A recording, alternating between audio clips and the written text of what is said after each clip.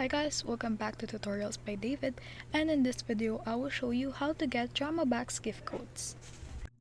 Hello everyone, if you want to score free DramaBox gift codes in 2025 and redeem bonus rewards, here's a reliable and easy way to follow guide based on current trends. So how do you find DramaBox gift codes?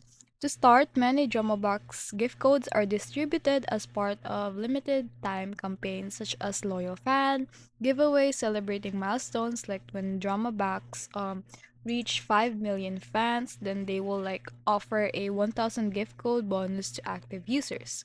So where do you discover these gift rewards?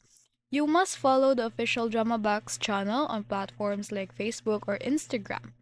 Next, most codes drop first and announced there. You want to stay active on forums or discussion where users often share codes, details, and redemption tips. So how do you redeem the code? You want to keep an eye for the active code, like the thank you code from the milestone event. Open your DramaBox app and then navigate to the settings and then go to redemption code.